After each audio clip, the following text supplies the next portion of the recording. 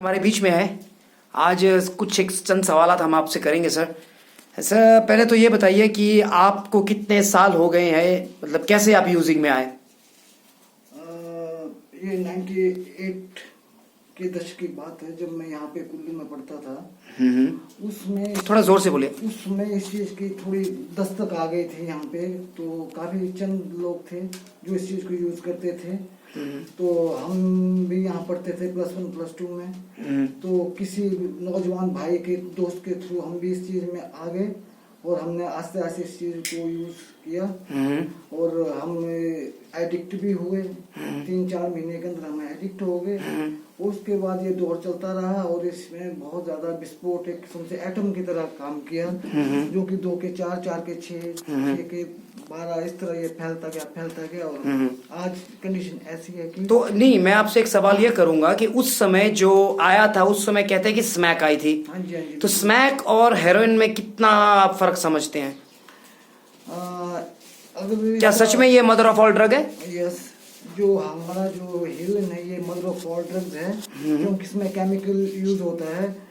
बेशक इसमें जो है दोनों का जो निचोड़ एक ही है, जैसे ओपीएम से इस चीज़ का निर्माण होता है, ओपीएम से ही होता है। इसमें कुछ केमिकल पड़ते हैं जिससे केमिकल प्रवर्तित हो जाता है, स्मैक को ही ब्राउन शुगर बोला जाता है। तो सबसे पहले जो शुरुआत हुई वो स्मैक से हुई। 98 से लेकर 2009 तक इसका पीरियड चला और 2014 में जो हीरोइन नामक ये मादक पदार्थ था ये मार्केट में लॉन्च हुआ और इसकी चपेट में देखा देखी में एज ए फैशन के तौर पे आप इसे देख रहे हैं कि उस समय कहते हैं कि उस समय कुछ एक थे, तो आज तो आपको क्या लगता है कि पूरे हिमाचल में कितने होंगे करने वाले? आज मैं हिमाचल की बात करूंगा तो मुझे लगता है लगभग 50,000 60,000 के करीब यहाँ पे एडिक्ट्स हैं। इतना एडिक्ट्स है और हिमाचल में तो उसमें 16 से लेके 21 साल के भी रहे होंगे। इसमें ज्यादातर जो युवा ज्यादा इस तरफ पलायन हो रहा है युवाओं का।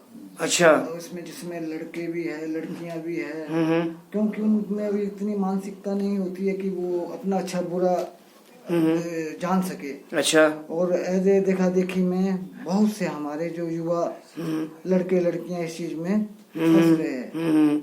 नहीं तो देखिए, एक चीज होती है, लड़का क्या होता है कि मान लीजिए बोलते हैं कि लड़का सबसे पहले अपने घर पे चोरी करता है, अपने परिवार को झूठ बोलेगा, सोना चांदी उठाएगा, चीजें बेच देगा, ठीक है, चाहे वो मैरिड हो चाहे अनमैरिड हो। तो लड़कियां के पास ऐसा क्या रहेगा जो लड़कियां मतलब कैसे वो अपना खर्चा पूरा करेगी, क्योंकि चीज तो बहुत महंगी है। ये तो कहते हैं कि 8-10 हज़ार रुपए ग्राम हो चुकी है। इसमें ऐसा कि छोटे छोटे ग्रुप्स बनते हैं। अच्छा। जैसे कोई दोस्त होगा उसके जैसे ग्रुप्स बनते हैं, ग्रुप्स में कभी एक आदमी अफोर्ड करता है कभी दूसरा अफोर्ड करता है, इस तरह से। अच्छा, वो मतलब कि कंट्रीब्यूशन करके चल रहा है सारा। जी। तो नीचे से पहले कहते हैं कि ये दिल्ली से आ रहा था। हाँ जी। तो अभी भी दिल्ली सक्रिय है कि पंजाब सक्रिय है? नहीं, आज की बात मैं करूँ तो आज की डेट में जो पंजाब है बहुत ज्यादा सक्रिय है, क्योंकि इसका जो सिल्क रूट है वो पाकिस्तान अफगानिस्तान होते हुए हमारा पंजाब को टच करता है। तो अगर टोटली रूप से अगर मैं ठेकरा पंजाब के ऊपर ही फाड़ूं तो भी अच्छा नहीं होगा, क्योंकि माफियाज ऐसे होते हैं, हो सकता है भी उन्होंने बहुत सिल्क रूट पकड़ा हुआ है जो पाकिस्तान अफगानिस्तान बगा बॉर्डर कुछ भी बोलो आप। तो अगर यहाँ पर अगर हम थोड़ा सख्ती करते हैं तो माफियाज ऐसा होता है कि वो उसको तो आपको कर सकता नहीं, तो आपको क्या लगता है कि मतलब जैसे मान लीजिए अभी आप सेंटर में भी रहे हैं, है ना, तो सेंटर में आप हमारे टच में भी रहे हैं, है ना, तो आपको कितना सहयोग उस चीज़ में मिला है?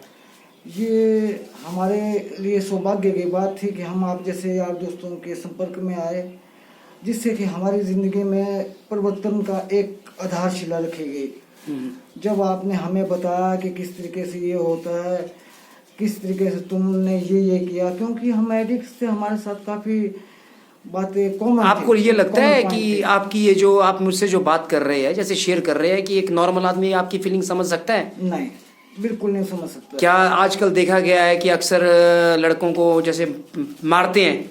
देखिए, मेरा तो ये मानना है ना, भटकेगा वही जो एडिक्ट है, और जो बेच रहा है बड़ी मछली, वो पी नहीं रहा है, वो बेच रहा है, उसके ऊपर कार्रवाई हो रही है या नहीं हो रही है तो हमें मालूम नहीं है।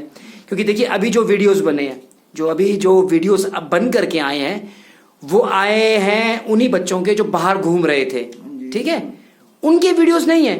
जो सरकारी मुलाजिम थे, ऑफिसर्स थे, हमने अभी तक कोई नहीं देखा वीडियो में, ऐसा फेसबुक में भी। तो देखिए, मैं आपसे ज़्यादा टाइम तो नहीं लूँगा, देखिए हमारे चैनल में समय उतना नहीं है, लेकिन आप मुझे ये बताइए कि कैसे इससे बचा जाए।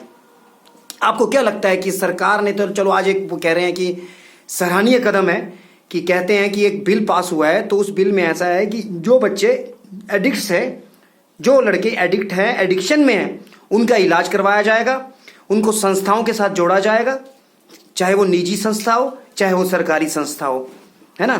तो आपको क्या लगता है कि ये कोई जुमलेबाजी है कि ये आपको लगता है कि इसके ऊपर कार्य कुछ होगा आने वाले समय में? इस जो सरकार ने ये कदम उठाया है ये बहुत ही सराहनीय है, क्योंकि इस बीमारी का जो इलाज है प्रॉपर काउंसलिंग, और proper counselling love and concern भी बोल सकते हैं।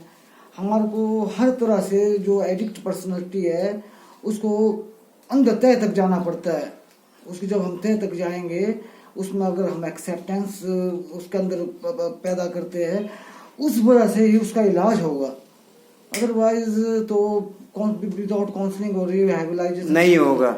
तो आपको लगता है जैसे 3000 के ऊपर से हमारी पंचायतें हैं सर, ठीक है, तो आपको ऐसा लगता है कि सबसे पहले तो पंचायतों में अवेयरनेस होनी चाहिए, उनको वहाँ पर मेडिसिन मुहैया कराई जाए, है ना। क्योंकि अभी तक ये सुनने में तो ये भी आ रहा है कि सुनने में क्या देखने में है कि हिमाचल प्रदेश में HIV और हेपेटाइटिस C के बहुत से मरीज हैं। अच्छा, एक जाते जाते एक सवाल और मैं आपसे पूछना चाहूँगा, इंजेक्शंस को लेकर के आपको क्या लगता है कि इसे बैन कर देना चाहिए कि इसे ओपनली अवेयरनेस के तौर पे फैलाया जाना चाहिए? मैंने ज़्यादातर केसेस यही देखे कि जो एज ए स्मोक यूज़ कर रहा है तो उसको उसके ऊपर उतना बैड इफेक्ट नहीं है। जो डायरेक्ट ब्लड में इस चीज़ को यूज़ कर रहा है तो उससे कई तरह की बीमारियां उत्पन्न हो रही है, जैसे कि हेपेटाइटिस C, HIV, एड्स, किसी का खून खराब हो जाना, डायलिसिस, काला पीलिया। तो उस हिसाब से अगर हमारी गवर्नमेंट जो है अगर यूरोपियन सिस्टम से चले तो मुझे बेटर लगेगा।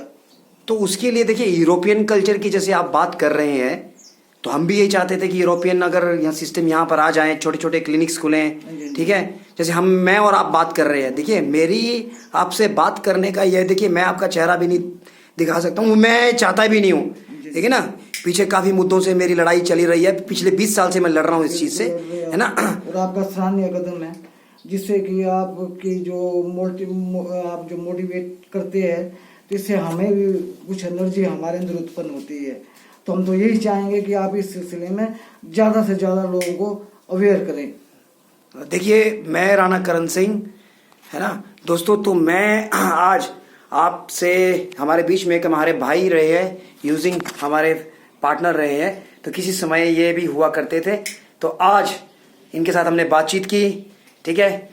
तो देखिए, मैं ये चाहता हूँ कि इसे ज़्यादा से ज़्यादा ना आप शेयर कीजिए और चैनल को सब्सक्राइब कीजिए। मैं कोई रील्स नहीं बना रहा हूँ यहाँ घर आकर के, या नाच नहीं रहा हूँ, ये रियलिटी है, सच्चाई है। अब पाकिस्तान के लोग यहाँ आकर के अपने चैनल्स को सब्सक्राइब करवा रहे हैं, बेकार की बकचोदी कर रही है। हम जो बैठे हैं ना इंसान, हमने देखा है, हमारी माए बहनों ने, हमारी पत्नियों ने वो चीजें भोगी हैं, दुख सहा है।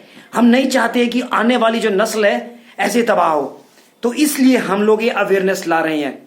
देखिए, ठीक है, कोई हमें किसी रिहैबिलिटेशन से हम जुड़े नहीं है अभी फिलहाल, लेकिन आने वाले समय में हम खोलेंगे भी, कार्य भी करेंगे। तब तक देखते रहिए ट्रू एंड फॉल्स, जनहित में जारी। मैं राणा करण सिंह हमेशा एडिक्ट्स के साथ रहा हूं, ठीक है। एडिक्शन को हराना है और एडिक्ट को जिताना है। धन्यवाद। जय हिंद। जय हिंद, जय भारत।